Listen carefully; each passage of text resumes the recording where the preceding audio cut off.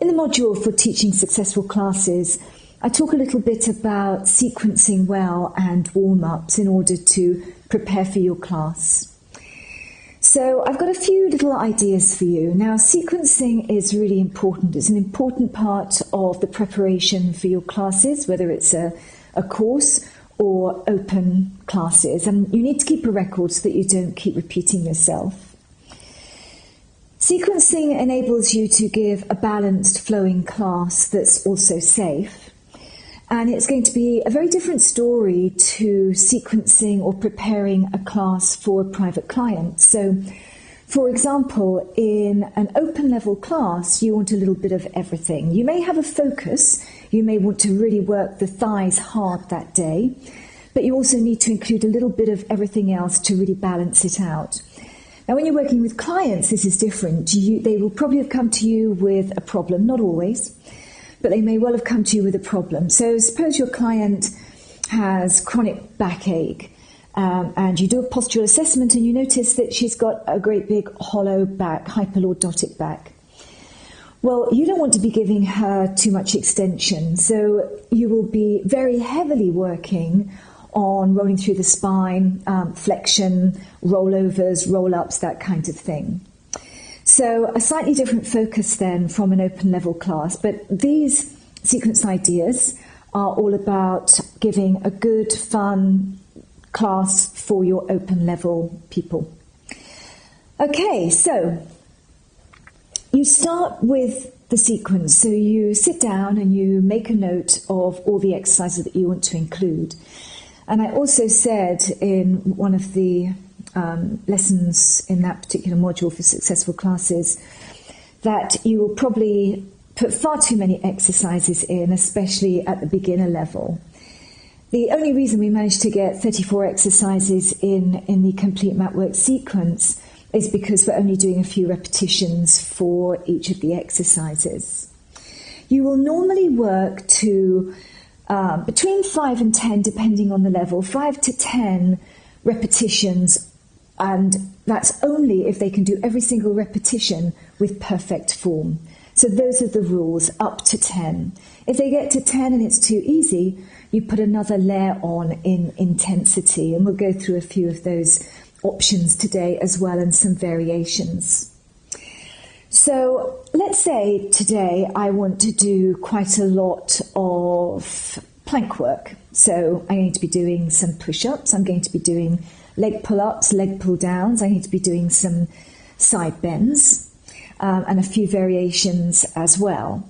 So I need to make sure then that my warm-up is going to prepare the upper body, because it is, although it's really very much targeting the whole body actually, you'll notice when you go through this sequence that it does, these planks target absolutely everything. It is very heavy on the upper body, and women in particular have a big issue with that. So we need to make sure that the upper body is warm and that you are prepared. And the purpose of the warm-up isn't just to prepare the body, it's to prepare the mind as well. So my warm-up I'll face the camera for as long as I can, but you would probably have them standing at the back of their mats for this one, facing you, and you would be at the front. I talk about arranging your class. I always work in a grid system, unless the room doesn't allow for it, but almost every single time that's the best way, because you can be at the front, you can be at the side, the back, the other side, and they will always, everyone will always be able to see you, and you will always be able to see everybody else. So you would get them to stand with their feet hip width apart, that's just inside the width of the hips. Body weight firmly balanced on top of both feet. And in the instance of a sway back, for example, their body weight is almost always too far forward. So it's right at the very beginning of class, you're starting to get people to think about their posture. The knees are not locked out, okay? The legs are fairly straight, but don't let them lock the knees out, because we're going to be here for a little while. And then you think about the pelvis. If you get them to do a little bit of a deeper knee bend, you can get them to just start to rock the pelvis backwards and forwards. So if the pelvis was a bucket of water, the water would be sloshing forward and it would be sloshing back. It just gets them to start to get a feel for where their pelvis is in space, and then you direct them to come to neutral position. Now, beginners won't have much of an idea when they're standing up. Very easy to find when they're lying down on their backs. But it's good to get them to start to think about it now. So you would cue tailbone dropping down to the ground, pelvic floor lifted, navel drawn back, start to think about thoracic breathing, get the breath into the rib cage. And again, depending on the level, but this is still good for intermediates, advanced. Warm-ups last for between 5 and 10 minutes, depending on the level. You can get people to place their hands on their lower abdomen. And if they look down, depending on their body shape, of course, they're looking really for their hip bones and pubic bone to be lined up vertically. And when they inhale, they shouldn't feel their belly pressing against their hands. So just starting to create some body awareness. So as they inhale, get them to think about their burning hot hands. They're trying to draw the belly away from their burning hot hands. As they exhale, get them to start to think about a deeper contraction. And then you can get them to move their hands up to the rib cage so that as they inhale, fingers coming apart, as they exhale, fingers coming back together again. So that can take a minute or two, just doing that. If it's a beginner class, it could take 3 to 4 minutes. Ask them to think about lengthening through the spine. Get them to think about just drawing the ribs back a little bit, knitting ribs and hip bones together, but keeping length through the waist.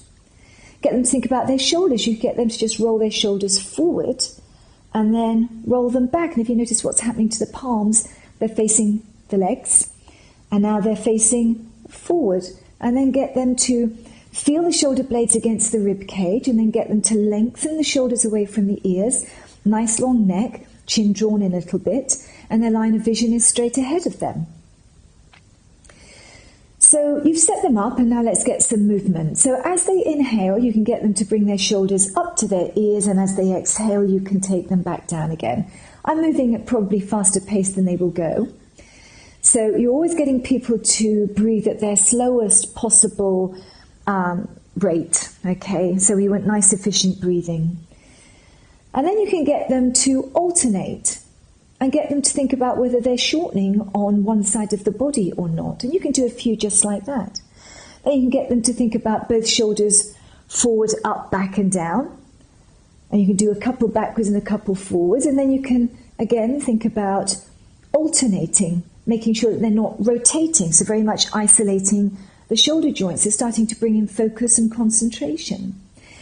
So once the shoulders are warmed up, you can get them to think about, because in side bends, people will always complain about their neck. And it's because of the position of the shoulder or the position of the head, but of course they should always be lined up in neutral. So you get them to a few little drills just like that. You can have some fun, get them to take a look at their fingers, follow their fingers all the way around, and that is a really good warm-up for their neck. Get them to do a couple each side, alternating. And then you can think about perhaps getting them to balance, coming right up onto their 10 toes, using their core muscles, and then smoothly coming back down. You could do that a few times. You could get them to take a couple of side bends. You could get them to take some twists. So you could bring them up. You could, it might be a little bit tough at the beginning of class, anywhere from here to here, stretching the arms out, get them to think about their arms wide, especially if you're going to throw in a spine twist. The arms often end up here, so it's good for them to mentally prepare already for the exercises to come. You can do a couple each side, or you can hold it for a couple of breaths. And then you can think about stretching their arms. So you could start here. So triceps get a really good workout in the leg pull up. So from here, that's normally a strong enough stretch at the beginning of class. Get them to do both sides, of course. Get them to notice the difference in their flexibility. You can get them to interlace their fingers behind their back just like this. Get them to think about whether this is painful for their shoulders and elbows, in which case they wouldn't be straightening out the arms. They might just roll the shoulders back and think about that kind of a stretch being enough for them. Everyone else may well be able to stretch all the way out like that. You might even get them to do a little bit of wrist mobility, especially if you've got advanced people who are happy up in a full plank position. And then you can think about reaching the heel of the hand away. And so my focus is going to be the planks, but we're going to start off with some push-ups, because that's going to help mobilize the spine as well. So right at the back of the mat, which is where your clients were to begin with, always think about positioning. Where do you want them? What's coming next? Soften through the knees. Inhale to prepare, and as they exhale, they're going to roll all the way down, scooping the belly as they go, staying right on top of the feet. Many people will rock back. And then with their bellies nice and strong, they're going to walk all the way forward, and everybody's going to come down onto their knees for this first set. To keep them off the kneecaps, they can pull up their heels, get them to think about shoulder pelvic stability, spinal stability, and you're going to give them 3 complete press-ups here. The next time they come down, beginners can come to a box position, by the way. So if you do have some people who've done your beginner course or workshops, they can start here and stay there. But each week, try and encourage people to take it to the next level.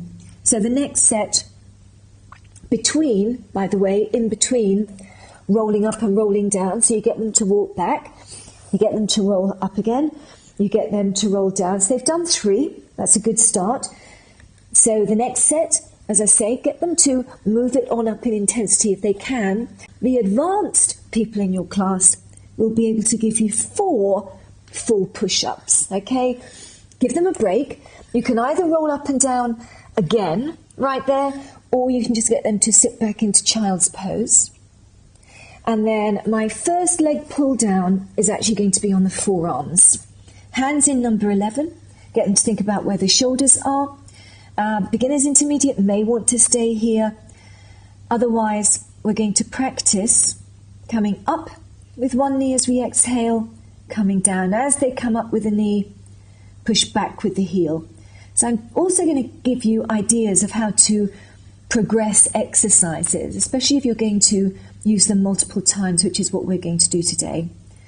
And that is going to be enough up to 10 sets, by the way. Once you've done 4 or 5 sets, the advanced might want to bring up both knees. The beginners may be happy actually by now sitting back in child's pose, but they might be able to stay here for 10 complete breaths. From there, because it's quite tough on the upper body, I'm going to throw in a side leg raise. And everybody will be able to do this. So legs stretched out, beginners will have their arm right here, a lift through the waist, exhaling, stretching up, inhale down. So your beginners can stay right here, your intermediates can stay right here, up to 10 complete repetitions. If you wish, you could give the side leg passe to your advanced people. And then immediately we're going to come back up for a side bend. Now again, I'm going to keep down on the forearm for the first set. Beginners will be right here. Intermediates can be here. By now, because we've already done a couple of 3 exercises now, plus a warm-up, you could cue the advanced to be here. Everyone can use their hands to come up for the first one, raising the arm up. So we inhale down, exhale up. So advanced, intermediate, and beginner. So everyone's got something to do. From there, you could, if you wish, come back down and do another side leg raise of some kind. So you can get them into position and you could get them to take little circles. Now for the advanced, you could double it up. So the advanced could be doing double time, 2 for an inhalation, 2 for an exhalation. And the beginners and intermediates could just be taking 1 circle. You can get them to inhale one way, exhale the other, up to 10 altogether. And then we're coming up for our leg pull up. So I would have the thumbs facing straight ahead here. Beginners may well want to be here to start with, so you can get them to come up and they can just stay there. Feel 5 complete breaths. Your intermediates can be right out here, lift up, stay for up to 10 complete breaths. Your advanced can go straight in and they will probably get to 10, but we're not doing multiples. Okay, so this time we're not doing multiples. That will come another time. And then from there, of course, they're going to be doing the same thing facing the other way.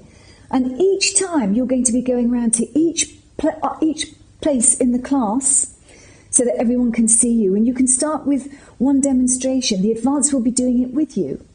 The intermediates may even be able to do some as well. The beginners will very definitely be watching you for the first one. So we've rolled over, we've got side leg circles. We're then going to take the side bend. You've got side leg raises, and then we're back to the front again. So this time, you can get everybody to come up into a full plank position, even the beginners. If anyone's got wrist problems, then they come down onto their forearms. And you can at least get everybody to do the preparation for the leg pull down. Okay, just stretching out the back of the legs. It's a really good stretch anyway. For the beginners, they can come down. Anybody with wrist problems, they can come down here. So beginners could be here, and they may or may not be able to stretch out a leg. Okay? Intermediates, people with wrist problems, they can be here. They can continue right here. They can try a few of these. And then, of course, you're advanced. They're right up here, lifting and lowering. And then if they can, get them to throw in the back and forth movement. We're then back to our side planks. Let people come up onto their hand now if they wish. You can then roll over onto your back and perhaps do some core work right here, some intense core work if you like, with single leg stretch perhaps. And you could challenge the advanced people, 10 sets of those, and then perhaps some double leg stretches. You could, of course, continue with your side leg raise theme, but apart from the 4 exercises or the 3 exercises, the planks that you're repeating over and over between these other themes, if you like, you're trying to get some balance in. So you did the side leg, now you're doing core. Then you could get some flexion in with perhaps a roll up and over. Intermediates, beginners can start here, rolling down and rolling up.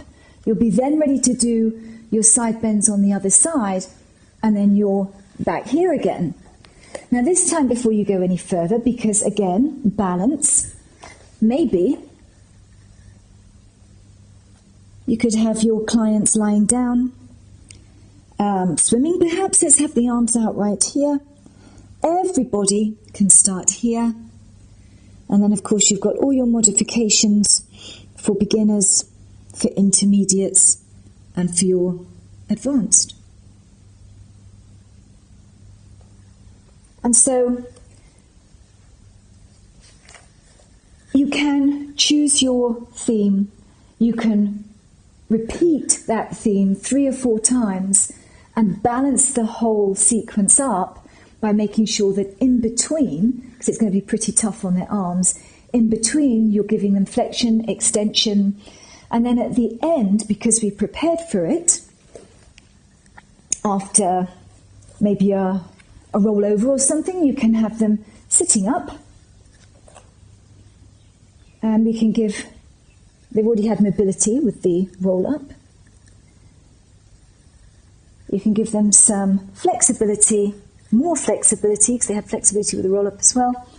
You could finish with a spine twist, and then depending on the length of class and how you set your classes up, you could finish with a few minutes relaxation, or just get them to maybe roll like a ball and then get them to come up into a squat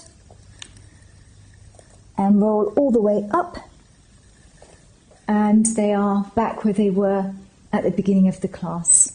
So that's one idea for sequencing, and the warm-up to go with it, the appropriate warm-up to go with it, was a standing warm-up.